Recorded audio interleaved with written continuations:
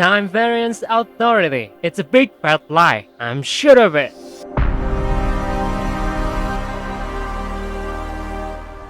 Hello, my name is Adrian Mepe. This is Reality Check Podcast.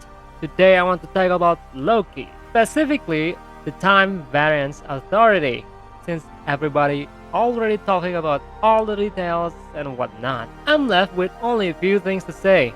Let's focus on TVA. Since Loki will be in various situations that ties him with these entities, at least for this season. Yeah, I know Loki is gender fluid, but he refers himself as the king, god, and brother of Thor. Also, it's written on the name, Loki, Lovi's son, Lovi's son, Loki, Lovi's son of Lovi.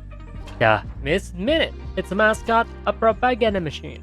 Isn't it way too convenient for us to get the whole explanation being served easily in front of our face? Are you really going to believe this creepy cartoon character? Because his story taught us a cute creepy mascot exists to slap a whole bunch of bullshit into your head. It tells you what you need to know while hiding the inconvenient truth. And so, let's delve further into the TVA universe.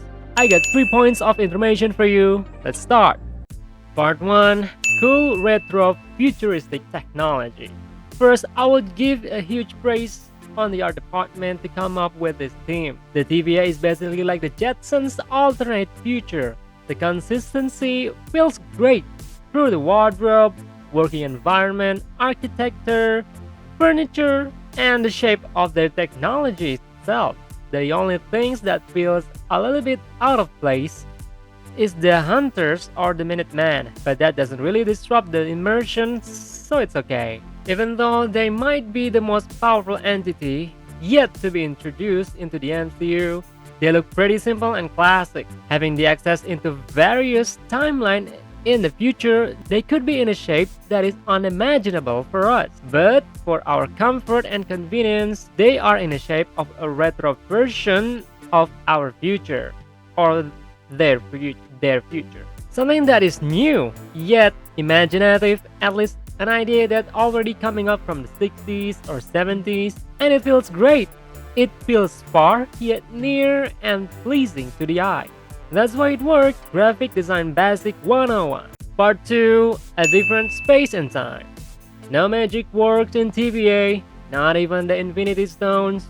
Wait, does it mean that Infinity Stones' power is a kind of magic?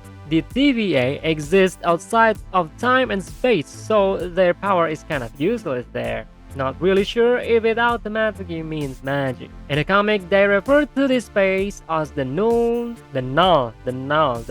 The null time zone. A different reality, so reality stones don't work. Different space, so Tesseract can't be used by Loki to escape. Time?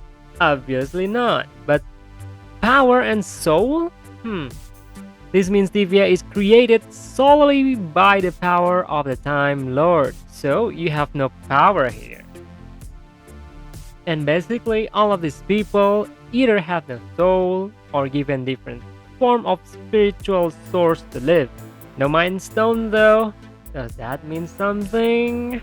But despite of all that, Mobius tell us the consistency of this universe. Flying cars and awesome looking buildings, still not magic.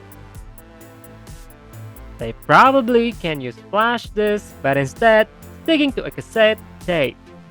That's classy. The highest form of technology is when you can afford style over functionality, but it works. So it works. Part 3. Sacred Time Bullshit. Sacred Time, more like convenient time. Weird thing is, Sacred Timeline is actually referring to a term used by the Clan Ascani, a group of mutants from the X-Men.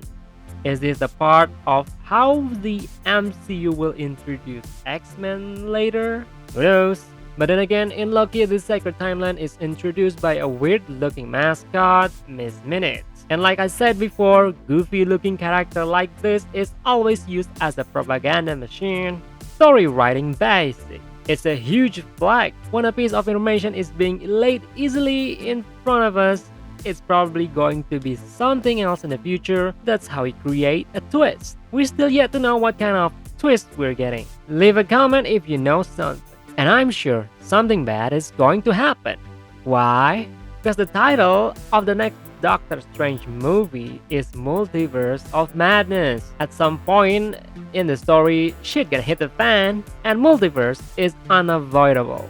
So that's it. I hope you learned something more about the TVA so you can build your own theory. A few questions though. This bothers me so much. It is sacred timeline, right? If sacred timeline means there's only one true universe, then what happened to Stephen Carter? Did he change the past and the future without creating a multiverse? And what about the timeline where Thanos went ahead into the future with his whole armies and the end game? That means his timeline origin will be Thanos-less. Shouldn't the TVA reset the whole Thanos and his armies to preserve the sacred timeline? And one ultimate question: how actually time works in TVA? If they can access any time, why variants appear one or two gradually over time instead all at once? For example, if variants appeared in 1993, 94, 95 for convenience, since TVA can just go for dimensional and get there anytime, shouldn't they just go there in one fell swoop? I mean, look at the size of the city. I'm sure they can afford to hire thousands, if not unlimited hunters to do this. Time Lords are super powerful beings. Am I right? If that's the case, the size of that waiting line with the ticket would make sense. Look at how empty that is. They would just go and apprehend time variants from all time at the same time. This worth at least 30 minutes of Vsauce video. Anyway, it's just comic book adaptation, right? Don't get too serious. Now screw that.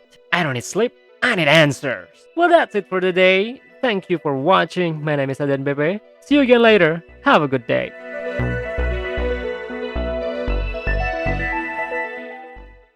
I live within whatever path I choose. Sure you do. Okay, come have a seat.